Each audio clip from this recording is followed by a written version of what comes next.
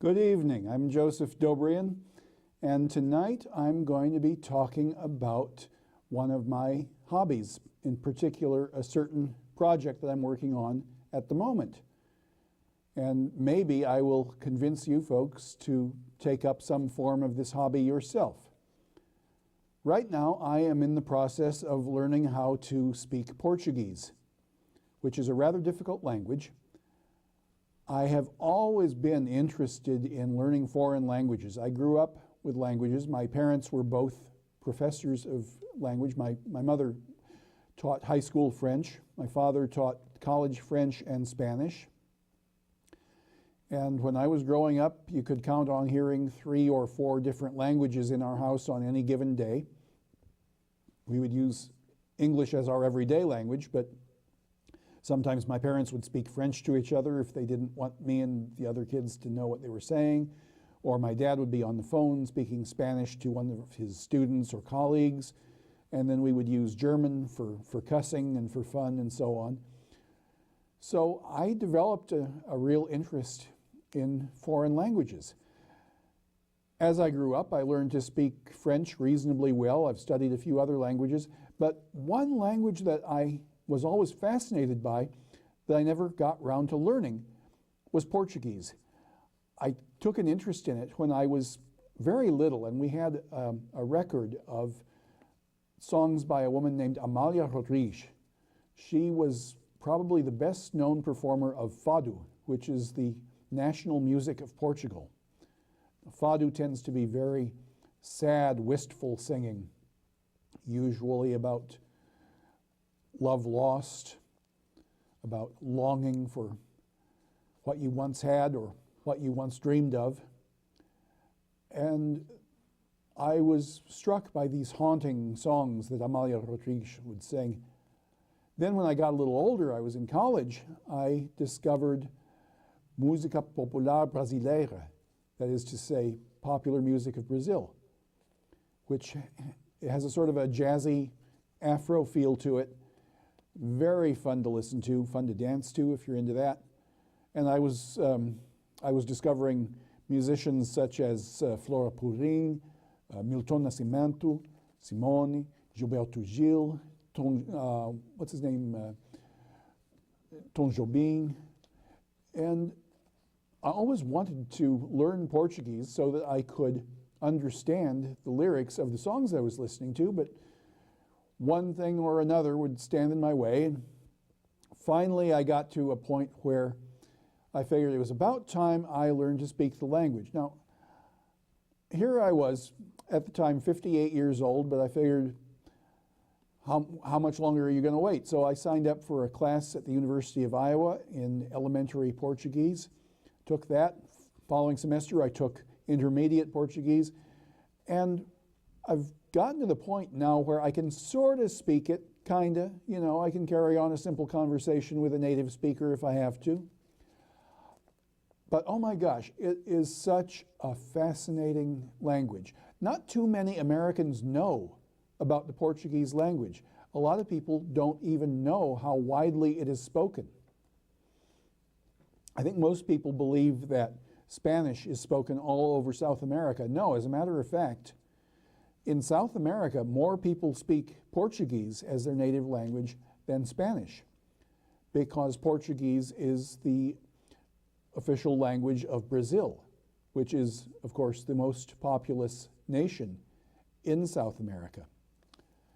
Portuguese is spoken by about 240 million people worldwide,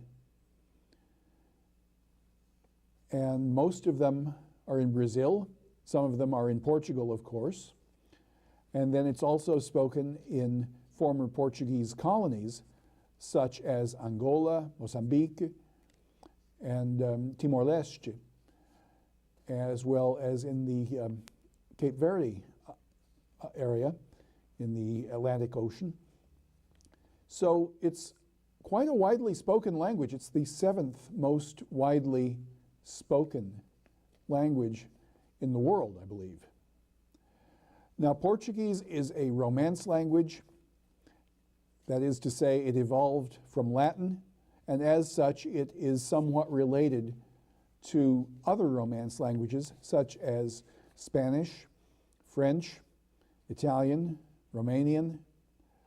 A lot of people assume that Portuguese is maybe just a dialect of Spanish, or at any rate is very much like Spanish, but no, it's very, very different. A Spanish speaker can sort of understand a little of what a Portuguese is saying and vice versa, but not really. They have a lot of words that are the same in both languages, but a lot of words that are different. They even have words that mean one thing in one language, and the same word means something entirely different in the other language. So Portuguese is not an easy language to learn, even if you know Spanish, maybe especially if you know Spanish, because you have to forget your Spanish in order to speak Portuguese properly. Now, if you're learning Portuguese, you have to remember several things. First of all, it's not easy. It's a difficult language. It's more difficult than Spanish, much more difficult than French, which I thought was a snap when I learned it. The grammar is complicated. It includes a lot of rules and words that evolved from Arabic, as well as from Latin. It has other influences as well.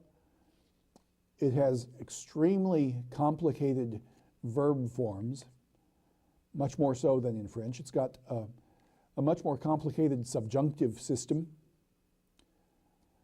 And it's a tongue twister.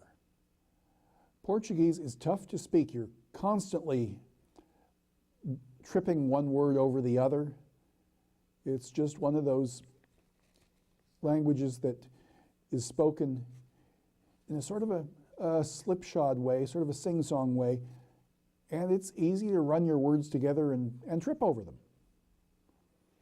Another thing is that Portuguese has a music all its own, whether you're speaking Brazilian Portuguese or European Portuguese. And just about anybody can learn the vocabulary, the grammar, the pronunciation, but you've got to get the music of the language. It is so different from English. Most English speakers who are speaking Portuguese will do it in a very flat, unmusical way, even if they know the language pretty well. And you also have to keep in mind that European and Brazilian Portuguese have very different musics to them. They are both musical languages, but Brazilian Portuguese it's like singing. A lot of people think Brazilian Portuguese is just the most charming language you would ever want to hear, because it's so musical. It's sung in a major key, and it sounds like people are singing rather than talking when they speak Portuguese. Now, European Portuguese is quite different. It also is a little bit like singing, but it's in a minor key. It's dark. It's kind of rough. The Europeans tend to swallow their words and run them together a little bit. So it's sort of cloudy. And what's interesting is that this shows up in their respective cultures. You know, you've got the stereotype of the Brazilian as loud and exuberant and always looking for a good time. And then the stereotypical Portuguese person is gloomy, sad. Somebody once said that it sums it up totally, that the Brazilians have carnaval and the Portuguese have fado. The Brazilians had Carmen Miranda, Portuguese had Amália Rodrigues. Be that as it may, there is a big difference between continental Portuguese and Brazilian Portuguese, aside from just the tone in which they are spoken. The continental version is more, it's spoken lower. You sort of run your words together. It's spoken with a different accent. It's got a lot of shushing sounds in it, a lot of going on in it. And for example, just saying good day, saying hello. In Brazilian Portuguese, it's bom dia. In continental Portuguese, it's bom dia. Notice how that D is pronounced like a J in Brazilian, but it's pronounced like a D in continental Portuguese. So these two cultures don't always understand each other. Now, the Brazilians and the Portuguese get along real well. You know, they've got all sorts of historical ties. They appreciate each other's cultures, but they are very different. It's generally pretty easy for a Portuguese person to understand a Brazilian, but it's a little harder for a Brazilian to understand a Portuguese person, especially the Lisbon accent. Now, another thing you have to keep in mind, whether you're learning continental or Brazilian Portuguese, is that it is a very nasal language. You speak it through your nose, like that. You got to get this buzz going on up here in the nasal mask. For example, the difference between Spanish and Portuguese. In Spanish, the words for yes and no are si and no. In Portuguese, the words are sim and não. Notice the difference. Portuguese is spoken through the nose. Portuguese also has a lot of diacritical marks, those little accent marks that you see over a certain letter of the alphabet. Those little slashes and tents and squiggly things and cedillas at the bottom of a C to make it pronounced like an S. Portuguese has tons of those, and you can totally change the meaning of the word just by using the wrong accent mark. For example, you've got the words avô, avó, and avô. Now, avô is spelled A-V-O, and it means a fractional part, and it's pronounced avô. Now you take that same word, A-V-O, and you put an acute accent over the O. Suddenly, it's, instead of being pronounced avô, it's pronounced avó, and it means grandmother. Now you change that accent again. Instead of an acute accent, you put a circumflex accent. That's one of those little tents. You put that over the O, and instead of being pronounced avó, it's avô, and it means grandfather. So, three words all spelt almost the same, but all mean something different. And you find that over and over again in Portuguese, that you're going to be foiled if you don't learn how to use the accent marks. And then there is the dreaded subjunctive, which we hardly even think about in English because the subjunctive just does not play an important part in English. The subjunctive is a mood of the verb. For example, you might say, I am this, I was that. That's the indicative mood. It's talking about statements of fact. But the subjunctive is used more for theoretical things. So I would say, if I were rich, that's the subjunctive. I'm not rich, but if I were rich. Now, in Portuguese, the use of the subjunctive is much more important than in English and much, much more complicated. So you've got to, first of all, just learn how to speak basic Portuguese, some of the, ordinary phrases, the elementary verb tenses, and then after you've gotten through, your first year or two, then you start tackling the subjunctive, which is really, really tough. But it's rewarding. If you learn Portuguese, you get to expose yourself to a great deal of absolutely wonderful music. There's the fado of Portugal, there's the música popular brasileira of Brazil, which some people call Brazilian jazz or Brazilian pop. And then there is more modern Brazilian music, which is also very, very interesting. And then, of course, there are the classical composers, such as Heitor Villa-Lobos, whom you don't have to really know Portuguese to appreciate them, but it helps. Both Portugal and Brazil have a very, very strong tradition of theater and literature, which are, of course, best read in the original language. And if you learn any language at all, any foreign language, you will come to have a better understanding of English.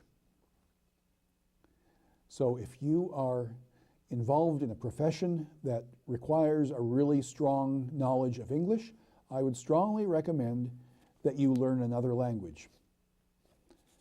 Now, I'm going to give you an idea here of what the Portuguese language sounds like. I've never read anything in public in Portuguese before, so this is a virgin experience for me, but I want to give you an idea of what the language sounds like, what you can expect to hear if you're learning the language.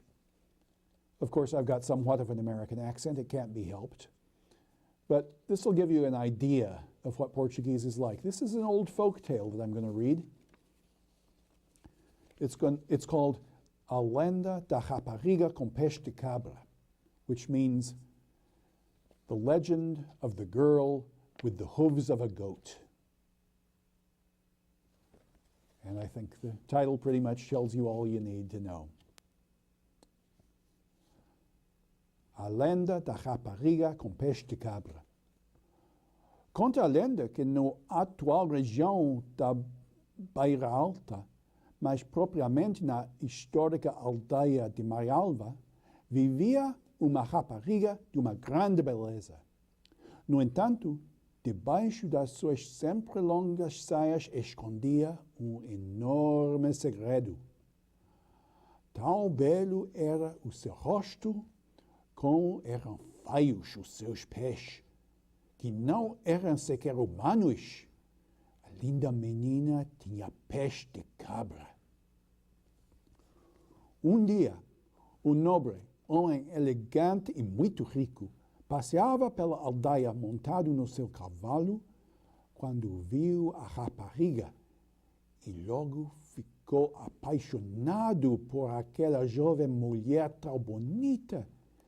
Voltou para casa completamente encantado por ela e decidiu que teria de tê-la para sua esposa, desconhecendo o seu segredo. Para conquistá-la, teria de pensar no melhor presente de noivado que poderia encontrar. Para o ajudar, procurou as suas duas irmãs. Minhas irmãs, preciso da vossa ajuda. Que posso oferecer a mais bela rapariga da aldeia para que ela se apaixone por mim e aceite o meu pedido de casamento? Pediu o nobre. Meu irmão, respondeu imediatamente uma das irmãs, que tal uma joia, par de brincos, um colar, um anel cheio de diamantes, completou a outra irmã sem demora. Não pode ser, suspirou o jovem apaixonado. Tem de ser algo diferente, algo original que se destaque dessas vulgares joias. Além do mais, aquela menina é tão bonita que não quero que nenhum par de brincos ou colar roubem a atenção e o brilho da sua beleza. As irmãs pensaram. Logo, uma delas levantou-se e disse: de que uma mulher gosta mais a seguir as joias? Sapatos! Respondeu a outra irmã com entusiasmo, dando um salto que quase deitou ao chão a sua irmã. O homem concordou. Boa ideia! Vou já tratar disso. Obrigado, minhas irmãs. Distribuiu abraços e beijos de felicidade às duas e saiu porta fora, sabendo exatamente onde ir. Foi até ao sapateiro local, famoso pelo seu trabalho de excelente qualidade e precisão. Boa tarde, senhor sapateiro. Tenho uma encomenda urgente para fazer-lhe. Quero que faça os mais bonitos sapatos para a mais bonita rapariga da aldeia. Bons olhos o vejam, senhor. Com certeza. Terei todo gosto em ajudá-lo. Qual o tamanho do pé dessa linda senhora? O nobre não queria acreditar. Esquecerá-se desse pequeno, mas extremamente importante pormenor. Porém, não teria como saber o tamanho dos sapatos da rapariga, uma vez que queria fazer-lhe uma surpresa. O sapateiro descansou, oferecendo-se de imediato para ajudá-lo a encontrar forma de descobrir qual o tamanho dos pés da jovem. O homem sugeriu, então, o seguinte plano. Entraria em silêncio na casa da rapariga durante a noite. Espalharia alguma farinha aos pés da cama para que, quando ele se levantasse, deixasse as suas pegadas na farinha espalhada no chão. Dessa forma, mesmo antes que ela pudesse aperceber-se, ele tiraria as medidas exatas para os seus sapatos. O nobre ficou muito contente com o plano do sapateiro, que seria posto em prática nessa mesma noite. Assim foi. Quando todos na aldeia já dormiam, quando já nada se ouvia nas ruas e ruelas da aldeia, o sapateiro correu até a casa da rapariga e, pé ante pé, conseguiu chegar até ao quarto da menina, onde esta dormia profundamente. Tirou um pequeno saco de farinha que trazia no bolso do seu casaco e espalhou-a no chão, junto à cama. Esperou, escondido, pacientemente, pelos primeiros raios de sol amanhã e, tal como planeado, a rapariga acordou, espreguiçou-se e levantou-se da sua cama. O sapateiro aproveitou o fato da rapariga sair do quarto para, rapidamente, tirar as medidas, as marcas deixadas pelos pés da linda senhora. Para sua enorme surpresa, apercebeu-se de que a rapariga tinha pés de cabra. Sem perder mais tempo, tirou as medidas necessárias e fugiu dali para fora sem deixar rastro da sua presença. Chegado à sua oficina, o sapateiro decidiu que iria fazer os sapatos que prometera ao nobre, mesmo sendo para um par de pés bastante diferente daquilo a que estava habituado. Deitou logo mãos à obra. 3 dias depois, após trabalhar sem parar, o sapateiro tinha feito um par de sapatos com os materiais mais delicados e bonitos que alguma vez tinha usado, embora fossem para pés de cabra. O nobre entrou pela oficina adentro e perguntou: "Senhor sapateiro, já tem os sapatos prontos?" "Não posso esperar mais. Tenho de casar com ela." "Meu senhor, cumpri a minha palavra. Fiz tudo aquilo que lhe prometi." Disse o sapateiro: "Mas há algo que precisa de saber." O sapateiro tinha medo da reação do jovem apaixonado, mas ainda assim sabia que, diante de tanta paixão, não haveria peixe de cabra que o fizesse não querer casar com a jovem e linda rapariga. Revelou-lhe, então, o segredo da mulher que, em vez dos peixes, tinha peixe de cabra. O elegante e rico homem não queria acreditar no que ouvia. Recebeu o par de sapatos nas suas mãos que tremiam de espanto por aquela grande revelação.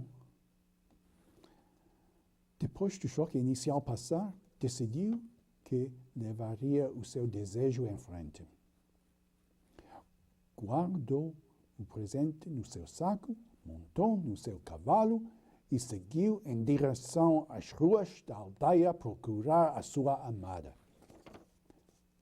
A rapariga passeava junto ao castelo da aldeia a apanhar flores selvagens, quando apareceu de repente o nobre, homem alto e muito charmoso, que parecia chegar muito feliz.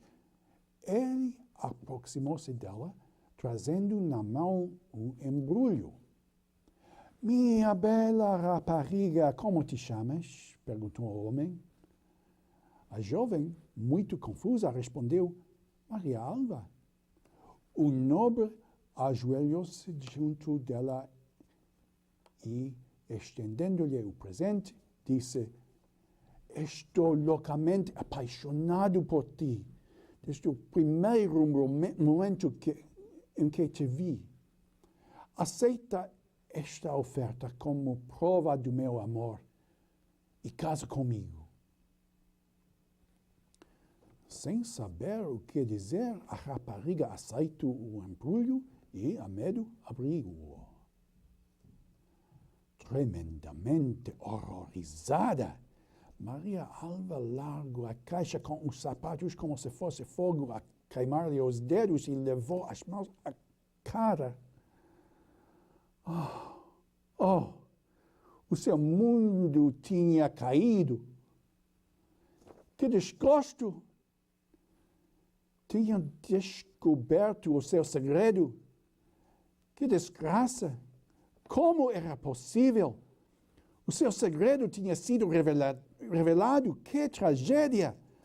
Todos sabiam de seu defeito. Que humilhação!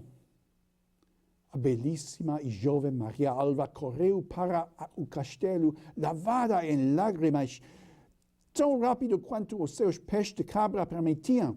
Subiu a torre e, lá do alto, atirou-se sem hesitar numa queda para a morte. Diz-se que foi este trágico episódio que deu o nome à aldeia de Maria Alva. E a sua história ainda hoje é contada de geração em geração. Atualmente, o castelo está em ruínas, mas ainda se mantém de pé a sua torre. Well, poor Maria Alva. She sounds like a nice girl. Too bad what happened to her. So I hope this has encouraged you to pick up another language. Thank you very much for listening. Good night.